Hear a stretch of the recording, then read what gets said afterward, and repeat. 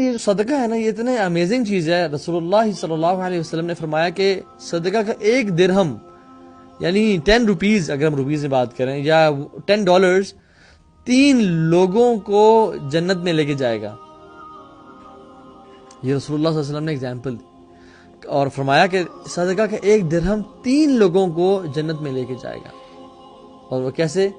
وہ ہسبینڈ جو کہ مال کماتا ہے، وہ بیوی جو مال کی حفاظت کرتی ہے اور اس کو خرچنے کا ارادہ کرتی ہے، اور اس بیوی کی اولاد یا اس کا غلام جو اس کو ٹرانسپورٹ کرتا ہے اور واقعتاً مستحق انسان تک پہنچاتا ہے. اللہ اکبر. تو ایک درہم سے 3 لوگ جنت میں جائیں گے. اب ہسبینڈ اس نے صدقہ کی نیت سے نہیں بھیجا بیوی کو، یا صدقہ کی نیت سے نہیں کمایا، لیکن وہ ارن کرتا ہے، مے بی وہ دبئی میں ہے یا سعودی عرب میں ہے، اینڈ ہی ارنز ہز منی، اور وہ پاکستان میں بیوی اس کی وہ اس کو بھیجتا ہے.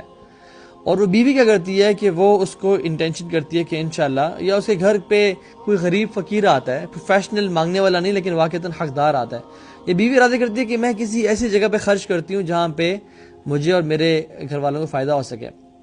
تو وہ بیوی اس کے مال کو سنبھال کے رکھتی ہے، اس کو اسراف میں، شاپنگ میں، آن لائن سٹورز اور اس چیزوں میں خرچ نہیں کرتی، بلکہ وہ نیک صالح بیوی ہے، وہ اللہ کے راستے میں خرچ کرنا چاہتی ہے، تو سنبھال کے رکھتی ہے اور اس کو صدقہ کی نیت سے دیتی ہے اپنی اولاد کو یا اپنے غلام کو. اور وہ غلام جا کے، حالانکہ وہ سیلریڈ ہے، وہ اس کی کوئی انٹینشن نہیں تھی صدقہ کرنے کی، لیکن صرف دا فیکٹ دیٹ وہ ٹرانسپورٹیشن کا باعث بن رہا ہے، وہ بیوی سے وہ مال لے کے حقدار تک مال پہنچا رہا ہے، اس ایک درہم کی وجہ سے 3 لوگ اللہ سبحانہ و تعالیٰ جنت میں داخل کریں گے. اللہ اکبر. How amazing is that. تو یہ حدیث میں کیا آتا ہے؟ ایک تیر جو کہ جہاد کے راستے میں استعمال ہوتا ہے، وہ 3 لوگوں کو جنت میں لے کے جائے گا. ایک وہ شخص جو بناتا ہے اس کو، جو مطلب سپانسر کرتا ہے، مینز بنا کے سپانسر کرتا ہے یا اس کو فراہم کرتا ہے، فائنانس کرتا ہے. دوسرا وہ شخص جو اسلام آباد سے جہاں پہ جہاد ہو رہا ہے وہاں تک پہنچاتا ہے. اور تیسرا وہ مجاہد جو اس کو چلاتا ہے اور اللہ کے دین کی سربلندی کے لیے، الہ کلمت اللہ کے لیے اس کو استعمال کرتا ہے.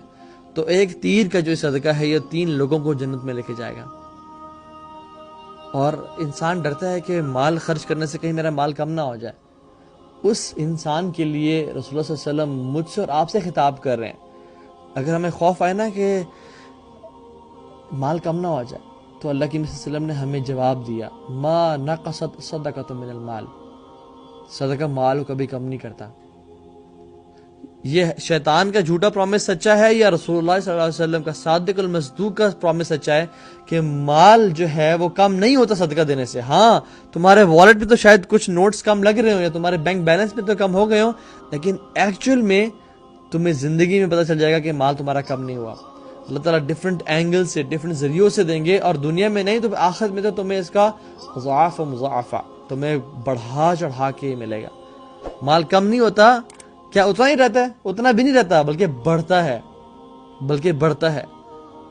حدیث میں کیا آتا ہے؟ ایک اینجل، ایک فرشتہ دن میں اناؤنسمنٹ کرتا ہے کہ یا اللہ جو مال خرچ کرے تو اس کو مزید عطا کر، اور یا اللہ جو مال روکے اس کو تو برباد کر دے. یہ دن میں اناؤنسمنٹ کرتا ہے فرشتہ کہ جو مال خرچ کرے تو اس سے عطا کر، اور جو مال روکے تو اس کو تباہ برباد کر دے. اور رات میں بھی ایک فرشتہ یہ اناؤنسمنٹ کرتا ہے.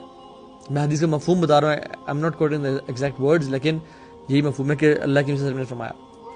اللہ تعالیٰ فرماتے ہیں من ذا الذی یقرض اللہ قرضا حسنا، کون ہے تم میں سے جو اللہ رب العالمین کو، ذو العرش المجید فعال لما یرید کو، یقرض اللہ قرضا حسنا، اللہ تعالیٰ کو بہترین قرض حسنا دے، فیضاعف له، اور اللہ تعالیٰ اس کے لیے اس کو بڑھا چڑھا دے، اضعافا کثیرا، کتنا بڑھانا؟ اضعافا کثیرا. اور یہ کون کہہ رہا ہے؟ کہ بچہ یا انسان نہیں کہہ رہا، یہ اللہ رب العالمین کہہ رہے ہیں. اور امیجن اللہ تعالیٰ کے ہاں کثیرہ کتنا ہوگا، ہم اپنی ذہن و گمان میں بھی اس کو نہیں لا سکتے. اللہ تعالیٰ جس کو بڑھانا چاہے بڑھا سکتے ہیں. رسول اللہ صلی اللہ علیہ وسلم نے امیر صحابہ غریب صحابہ بلال رضی اللہ تعالیٰ عنہ کو فرمایا، یا بلال انفق ولا تخشى ذی العرش اقلالا، اے بلال تم خرچ کرو اور مت ڈرو کہ عرش کا مالک تم پہ خرچ کرنے سے روکے گا. تم خرچ کرو اور مت ڈرنا کبھی زندگی میں کہ ذو العرش المجید اور فعال لما یرید، وہ تم پہ خرچ نہیں کرے گا۔ کیسے ہو سکتا ہے کہ جب ہم اس رب کو راضی کرنے کے لیے مال دیں تو وہ ہم پہ خرچ نہ کریں؟ ہم اگر اپنے آپ کو بچانا چاہتے ہیں وباؤں سے، بیماریوں سے، اور اپنے مریضوں کو شفا دینا چاہتے ہیں، رسول اللہ صلی اللہ علیہ وسلم نے ہمیں ایک علاج بتا دیا بہت سارے علاج میں سے، اور وہ ہے کہ داؤ مرضاکم بصدقہ، اپنے مریضوں کا علاج صدقے سے کرو۔ یہ میں آپ کو گنواتا جا رہا ہوں کہ صدقے کے بینیفٹس کتنے ہیں، شاید کوئی تو ہمیں اثر کر جائے، شاید کوئی تو ہمیں ہٹ کر جائے۔ حالانکہ صحابہ رضی اللہ عنہ کو اتنے بڑے بڑے بیانات، اتنے بڑے بڑے ہر حدیث کی فضیلت نہیں پتا، وہ صرف ایک آیت سن کے اپنا سب کچھ دے دیتے تھے، ان کے ایمان تازے تھے۔